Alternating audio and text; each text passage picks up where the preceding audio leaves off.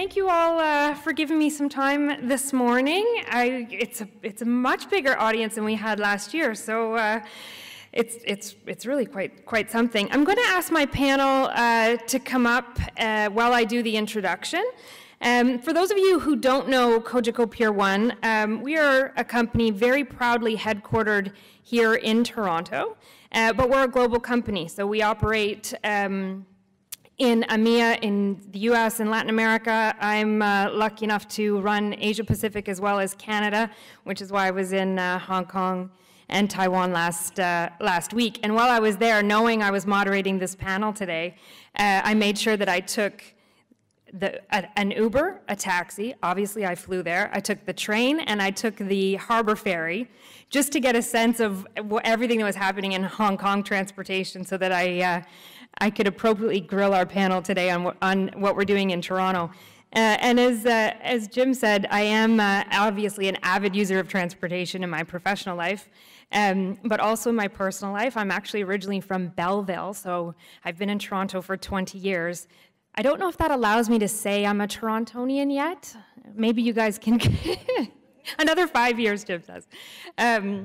So being from a small town and then moving to Toronto in 2000 and now raising my family here, it's quite a shift to be in a big city and to experience all that has to offer. I'm raising my family here, and I'm holding out this dream that my two daughters at 16 will be able to just put in an address that gets them there so that they won't have to actually drive and get into the fender benders that I got into in Belleville and the early 90s. So anyway, what's that? You're going to talk? Yeah, okay, good. So without further ado, I am going to ask my esteemed panel to introduce themselves, and then we will get started with some questions. Before I kick it over, I do want to note that that Torontonians have the longest commute in the country. I'm sure we all know that, but just the stats. We commute on average 34 minutes in this city, and nearly 25% of all workers in Toronto depend on transit. So that is a staggering amount of volume of people that we're moving around the city. And then when we think about, as Chris referenced, adding another 1 million people to that, how is that all going to function, and how can technology kind of play in and help with that? So panel, let's get started. Sure.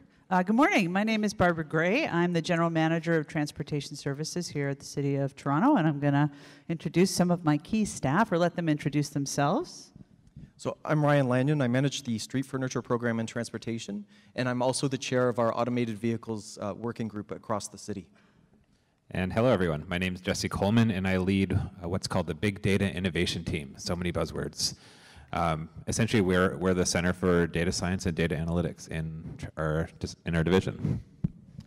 So when we talk about smart cities, and we talk about smart cities a lot, my team in transportation has been in place doing work on gathering and utilizing data to help manage transportation infrastructure for about the last 5 years. So we've really got a jump on that in terms of having really focused people and the best people in the industry here in Canada, and actually in North America in many cases, to be tackling this problem and keeping us on the forefront of innovation. So let's get started with our first question. What are the challenges of collecting data now from a transportation perspective? Well, I'm going to just kick it off because I think that one of the things that can be very challenging in a city as big and complicated as Toronto is that we don't necessarily have a rich history of data collection. And so a lot of the elements of data that are very basic that we need in terms of managing our business and storing and architecting data, which I'm sure all of you know is a complicated process, are things that we are trying to catch up on right now. At the same time, transportation leaders are, I believe, at the forefront as an industry where we're on the forefront of, I think, our municipal partners in terms of being pressed to bring that data to bear to reduce congestion, to expand and leverage the investment of our very expensive infrastructure. Chris talked about our capital program. We're spending lots and lots of money to upgrade our roadways, to upgrade our technology, and the best we can leverage those investments to really understand, collect data, and be able to use it for things like on Vision Zero. For the many of you know, we have a comprehensive Vision Zero plan that we're working on improving safety. One of the things that we're working on right now is how do we use data from our traffic cameras to look at near-miss collisions so that we can try to avoid situations where people are going to be impacted well before it happens, make changes to those intersections. So that's just one example of what we're doing, and then I'll hand off to my smart friends here. Sure. Yeah, there's been a real fundamental shift in the transportation industry over even the past 5 years. And that shift is that there's so many new technologies and new data streams that have made themselves available sort of through the fact that everyone is carrying around one of these in their pockets now. You combine that with the fact that most vehicles that are driving around the streets are also fundamentally connected now. It just means that there's a lot more information that didn't exist even 5 years ago. So if you were a transportation engineer or planner and you're going out to try to measure the impact of a project or do some sort of analysis, decide whether you want to put a traffic light somewhere, all of these sort of basic fundamental questions, 5 years ago the approach was always put a person on the street, with a clicker and a clipboard, count. You go out there, you do that for 8 hours. You collect a little bit of information, and there's that's what you use to make your decision. The same thing. If you want to know how your project has impacted how fast cars or people can get around, the industry was just set up fully around, okay, well, let's drive around in a car with a stopwatch and time how long it's taking me to get somewhere. And over the course of the last few years, there's been this sort of fundamental shift where now, people are traveling around with smartphones. There are companies and organizations that can harness that data. You see it every day with sort of Google Live traffic, that you don't need to go out there with bodies anymore. And instead of collecting a couple hours of data, you can just be collecting data around the clock to really see how patterns are changing in the city. So that's really the fundamental change that is put transportation agencies on their toes in a lot of ways, because it really means a new function, a new way of working, and a new sort of data savvy that's required to be able to manage all this new forms of data. But it really creates this massive opportunity of being able to understand our city like we never could before. Is there still a place for people with clipboards? Yes. Can you give me an example? Okay, so probably one of the, there's a few examples of this actually. So one of the things that we're very interested in the city is bicycles. Our division is responsible for the 10-year cycling network plan. We roll out the bicycle lane network around the city. There's a lot of great new technologies out there that you can use to embed sensors in the road, to use cameras and video analytics to be counting how many bicycles go through an intersection. But there's also a lot of fundamental questions that you want to know about the cyclists in your city. Things like, is that person wearing a helmet? Is that person not wearing a helmet? Is it a male? Is it woman? Is it elderly? Is it someone with a kid on the back of their bike? That sort of richness of information about who is traveling through the city and how they're using our different modes of transportation. There is no technology that can tell us that right now. But I think that if we can focus our efforts on doing the easy stuff with technology, then we can free the resources that we're spending on the easy stuff to get that sort of additional color about who's traveling around. Yeah, fascinating, Ryan. So as we're preparing for the future and for automated vehicles, we're not sure exactly what their data needs and requirements will be, what kind of formats will be useful. And so we're taking an open data approach, trying to put out as much information that we have at the city around our traffic regulations, around all of the information that helps the transportation system operate, but most of that is analog. And so we've spent the last few years just digitizing our curbside regulations in one area particularly, and continuing to do that so that we can put that information out there and that it will be available to any manufacturer, any operating system in a predictable format from the city through open data. So I think back to the clipboard question, there's definitely a role to collect that data, but one of our challenges is getting that data digitized and then put out there so that it can be useful. So I'm picturing all of this data, and there must be mountains of it, kind of quite literally. And how do you get the intelligence out of it? Because a lot of it must be unstructured. Yeah, I can answer that question. I think the number one thing you need to get intelligence out of mountains of data is smart, motivated, driven people. You know, there's a lot of great tools that are out there that can help facilitate that. A lot of technological advancements, and you know, the whole field of data science is really something that has emerged. I think it all comes back to talent, though, and attracting that talent into the city to be able to look at these problems and tell stories using the data. My guess is that pool of talent is in incredibly high demand. I'm sure you've heard the catchphrase, data is the new oil. So if data is the new oil, then the data scientist is incredibly valuable.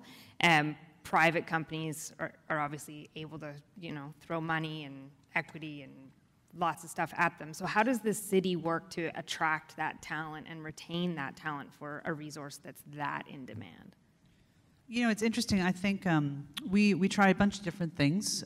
We have good leaders, so we have good people who are doing interesting work, and we try to recruit people who are the best and brightest out of their university classes, who are really interested in working on projects that have a real-world component to them.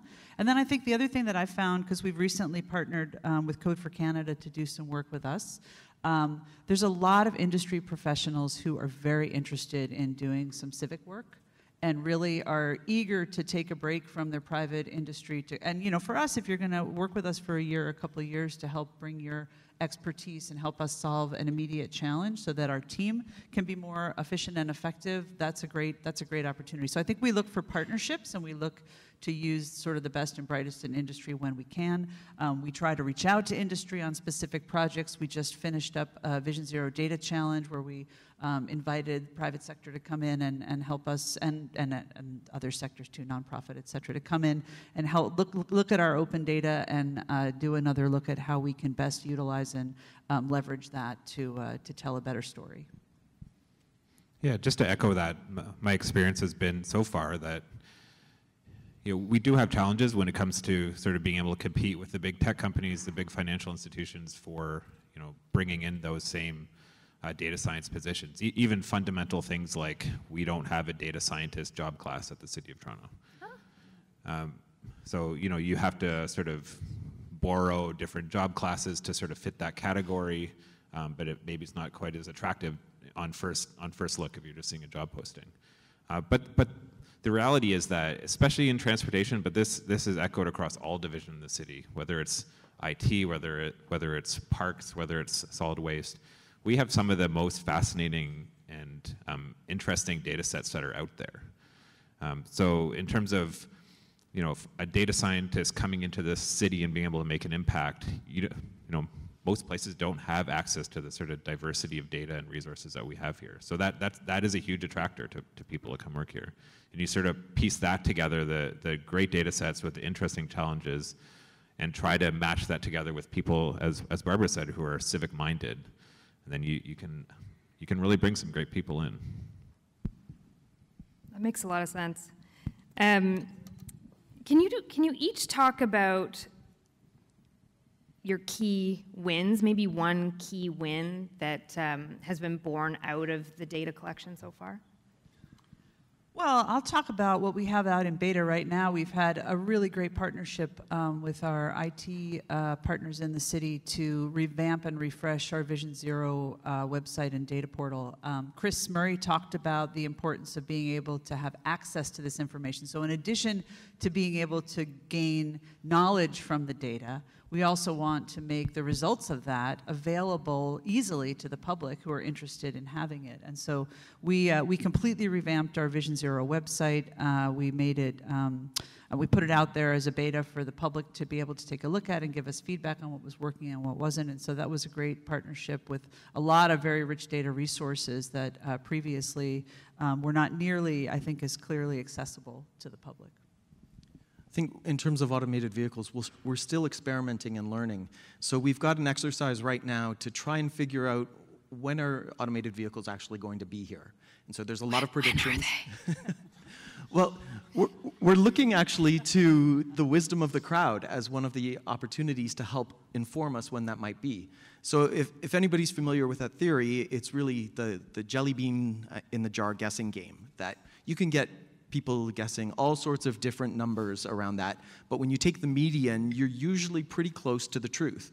And so we've got a number of surveys out there right now collecting predictions on when people think they'll be able to ride in an automated vehicle in Toronto, when they think the majority of vehicles in Toronto will be automated, and when they think driving will just become a hobby. And so we want to take that information and find out what the median answer is and see if that's in line with some of the industry predictions, and then put it in a time capsule and open that time capsule in a few years and see if it was actually true. No, but I want to preview right now.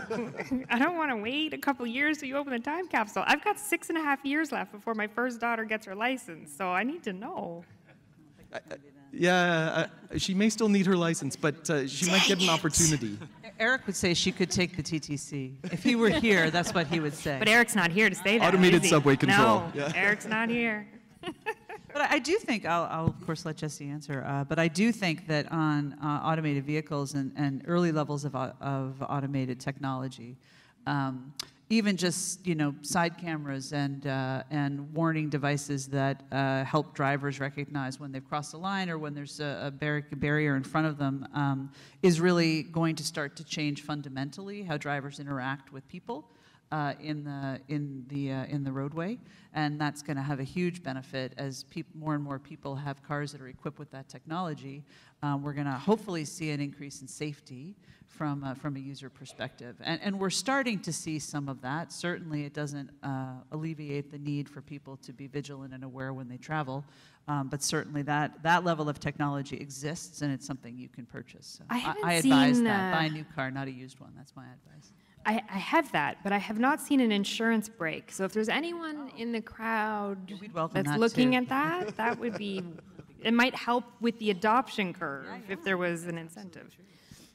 Jesse? Sure, I'll pipe in an example. Probably our biggest project over the last year or so was the King Street Transit Pilot. So how many in the room are familiar with the King Street Transit Pilot generally? Some people, yes, maybe. Good. So one of the things that we did from a data perspective there was we used it as an opportunity to also pilot some new data collection methods and to sort of show off in some ways the infrastructure and capability that we had started to build up over the last few years around data. So the example I gave at the beginning where the old way of doing things is going out with counters and clickers, all that stuff. 3-4 years ago, that's how we would have monitored, measured, evaluated that project. Instead, we went out and put out different types of sensor technologies. So we have Bluetooth readers that are spread across the downtown area that are counting or measuring how long it's taking for cars to travel through different streets. So we can now actually monitor and measure around the clock from over the last year, how has that pilot impacted travel times on Adelaide Street, on Richmond Street, on Queen Street, et cetera. We've also put out cameras that have AI technology that count bicycles, pedestrians, cars, streetcars at a whole 30 intersections downtown. And we're, again, same thing, instead of just going out to do that for a couple hours every few months, it's round the clock monitoring. So what has that project taught you?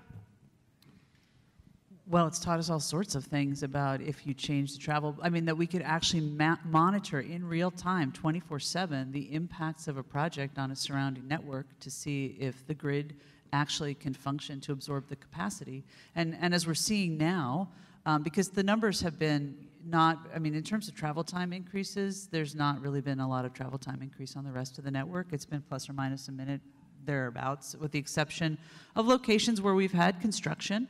And we were just looking at the numbers. I believe the last dashboard came out last week for September, October.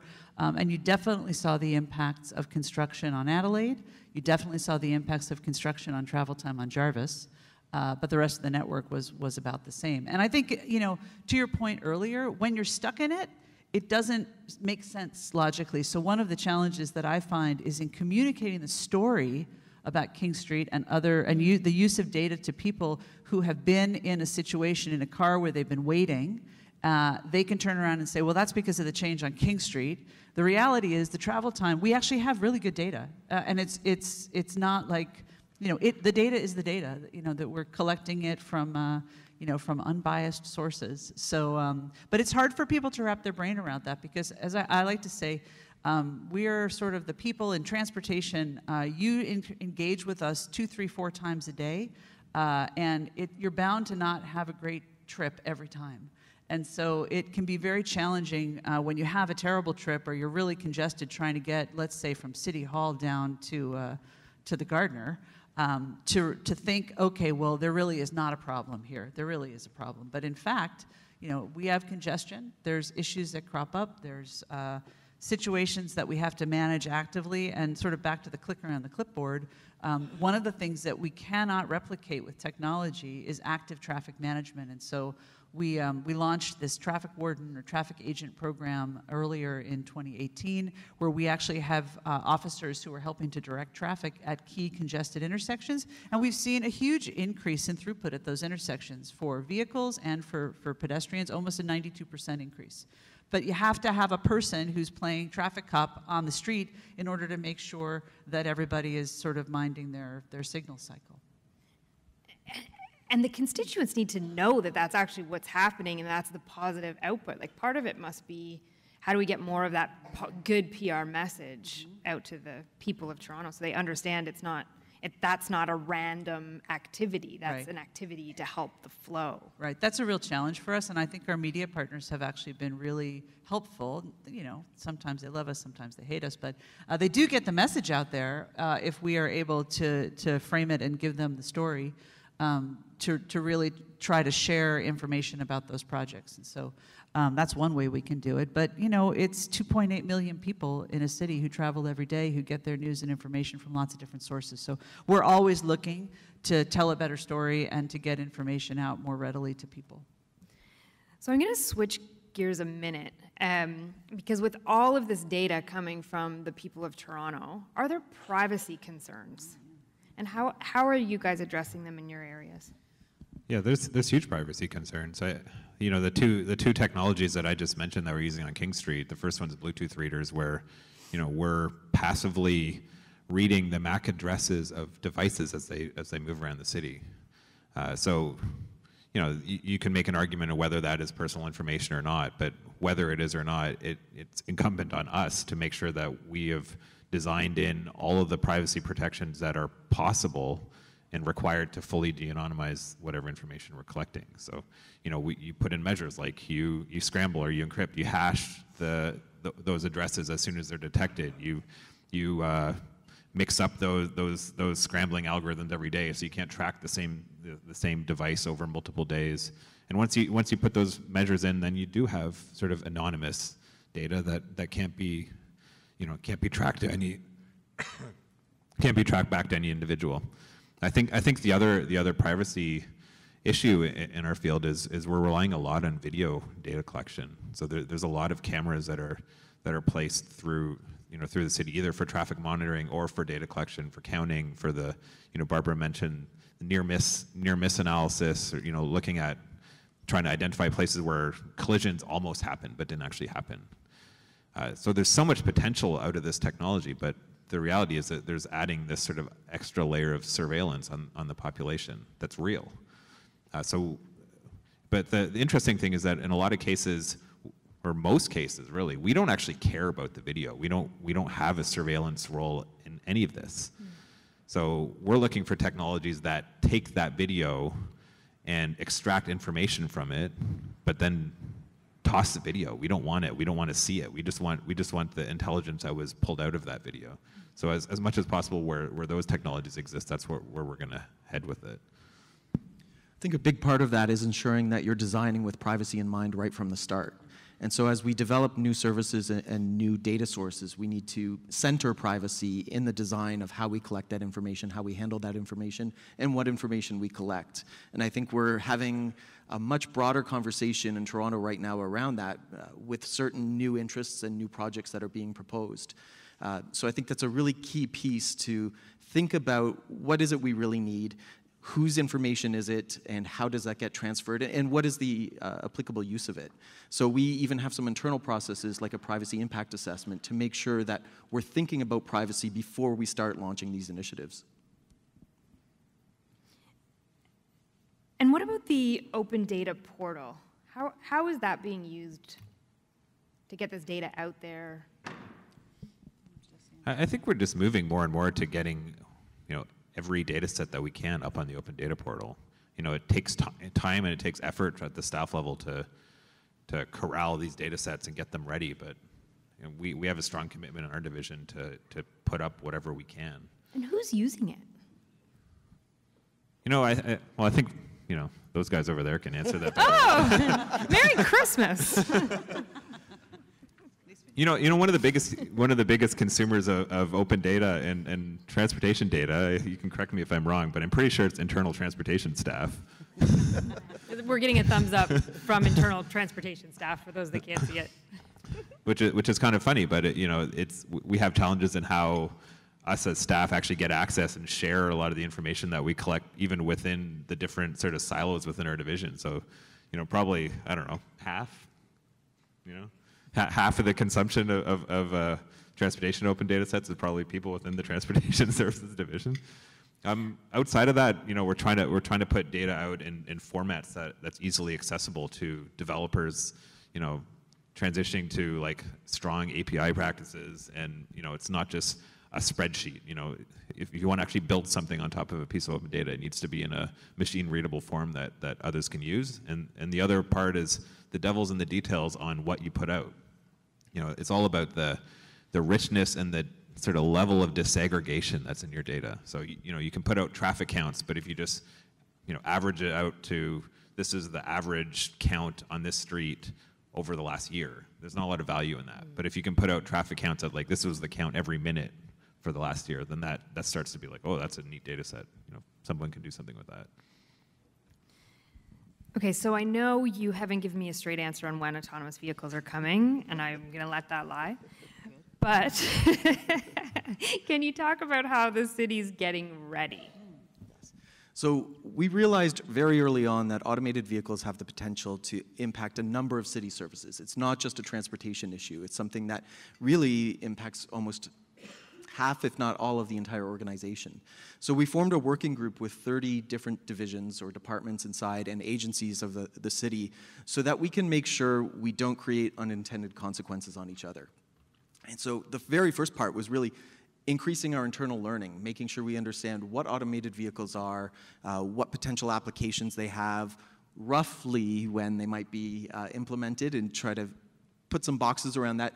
And so we really considered that about asking better questions, just kind of diving deeper and deeper and deeper. Right now, we're at the part where we're starting to form some answers, or at least some options, as to how the city can harness this new technology to reach our broader goals, to help us make a more equitable city, a more sustainable city, a more economically vibrant city.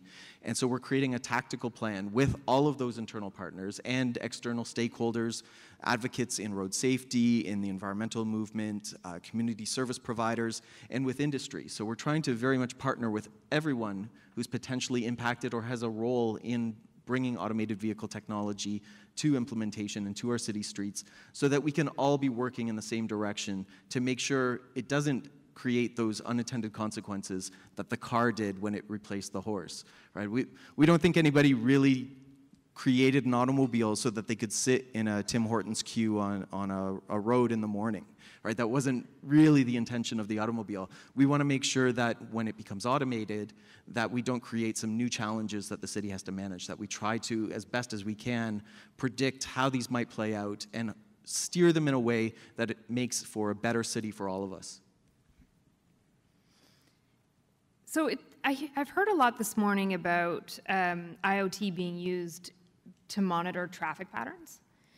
What other kind of value are you guys getting out of IoT in the kind of early days in the city?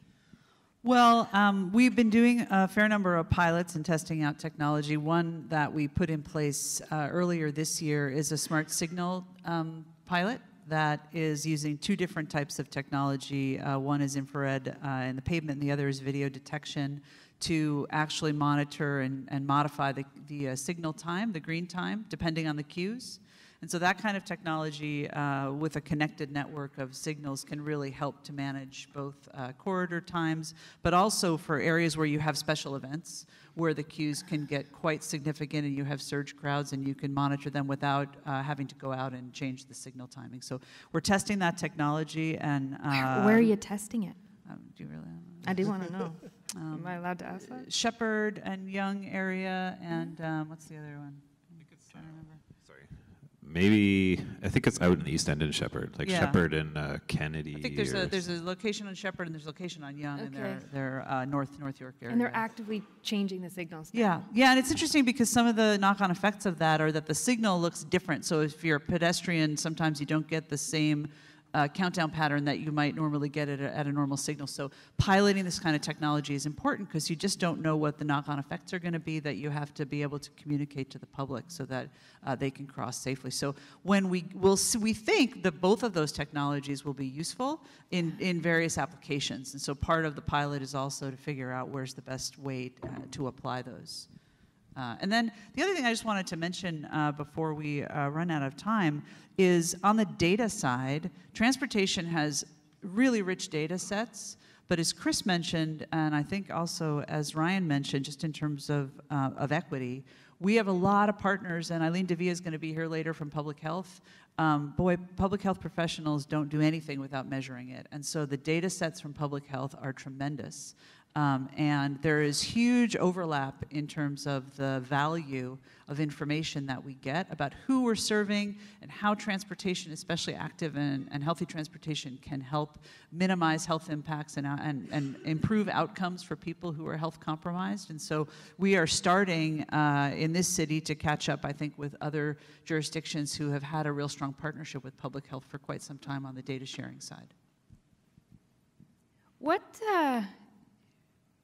big metropolitan cities are you guys looking at as kind of leading the way in this area?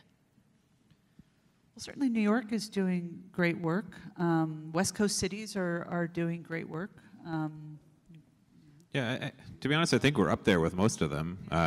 New York, San Francisco, Seattle are sort of the three that jump to mind as having some strong data practices. But are they doing anything really cool that we might not know about?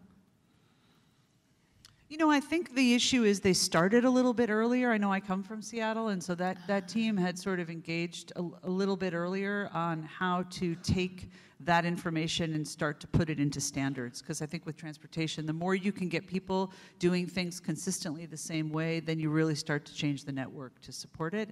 San Francisco, same, and I think New York, the same as well. They just started a little bit earlier, but you know, they had to watch themselves because we're catching up pretty good. You've got a leapfrog opportunity. Yeah, absolutely. We're going to take You don't have to advantage of repeat that, their boy. mistakes. Yeah, absolutely. I think similarly, we're looking at some of the same cities, as well as San Francisco, Boston, Austin, who are embracing automation or experiencing a lot of the testing that's happening by the industry in their areas. And one of the projects that we have that's coming up is an automated shuttle pilot project. So we've got some funding from Transport Canada in partnership with the TTC and Metrolinx to deploy an automated shuttle, a driverless shuttle, which will house between 8 and 15 passengers. And we're going to just test it out on a place close to a rapid transit station, see if it can actually serve a need in the transportation system that's not currently being met, and then really gain that experience of how do these vehicles interact with other vehicles on the road, what kind of modifications might we need to make to our infrastructure to better accommodate them and to optimize them. So we're one of the first cities doing that. There's a few more that have done some smaller pilots, and a number of others that are starting to emerge and do a similar type of project, because they really want to see as well, do these shuttles fill a need in our transit system that isn't being provided by a 40-foot bus? And I do think the other one that we haven't mentioned is LA. So Los Angeles has taken a very proactive approach to the testing of autonomous vehicles, and they've set up some test conditions for companies who are interested in looking to test in a campus environment, freight environment, you know, industrial area, or on a street that maybe has lots of impacts or competing needs, and so they're inviting companies to come and do that testing if there's some kind of data sharing arrangement. So they're I think pretty cutting edge in terms of that. I'm going to have to wrap it up here. Turn the mic back over to Jim. A big round of applause for the panel. Thank you so much. And I'm sure they'd be happy to answer more questions throughout the day if you can track them down. So thanks again, guys.